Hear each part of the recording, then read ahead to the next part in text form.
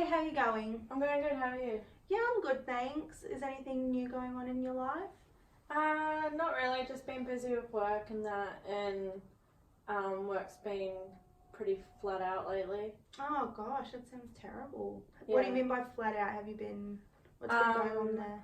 so, as you know, I work on a surgical ward and Mhm. stuff, and I don't know if you've seen the articles in that, but last week the sterilize machine broke down. Oh no, I didn't hear about that. So, what that means for the hospital is that, unfortunately, no surgeries could have been done in that because we had nothing to sterilize the equipment. Mhm. And um, I found out at work Mhm. about it, but I didn't find out by my work. I found out via a news article. Wow. Oh gosh. Yeah. Yeah. How did that make you feel finding out that way? It was like, because I work on a ward where we deal with people coming post op and pre op and that. And we're also one of the wards that do the high PEC patients, which Mhm. is a very extensive surgery, and we're only one of the only hospitals that actually do it, Oh wow. if not the only hospital that does it. And we're the ward that gets the patients. Mhm. And yeah, so it was a little bit like, oh, like, why weren't we sent out like a formal like email or anything telling us about that? Yeah. And then I thought it was all fixed, but then I found out a few days ago that it's still ongoing, and it's still even ongoing today. Oh wow. And so it's been over a week, and the hospital itself has been like surviving on hopefully other hospitals bringing stuff. So a lot of patients, their operations have been getting cancelled.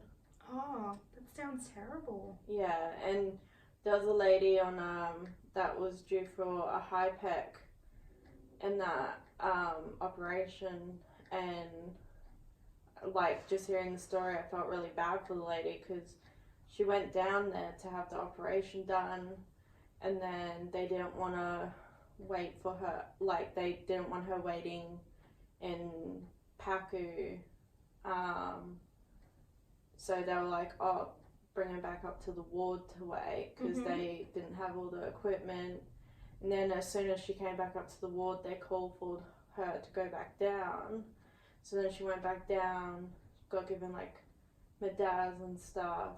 So she was on the verge of actually going in to have it done. Mhm. And then they cancelled it. Oh. Yeah, and she was a private patient too, and people on the private list also take like a long time Yeah. to get it done because we're a public hospital and stuff, and because it only certain doctors can do it. I don't know when she'll be able to get that done now. Oh, that sounds. And I feel bad because Yeah. it was like yo-yo, Mhm. and like I don't know how the patient was treated during that time, but I can only imagine the nurses were probably stressed because of how busy we've been, and Yeah. they probably didn't give her enough time to make her feel a bit better about the situation and stuff. Yeah. That sounds like a lot Yeah. to deal with.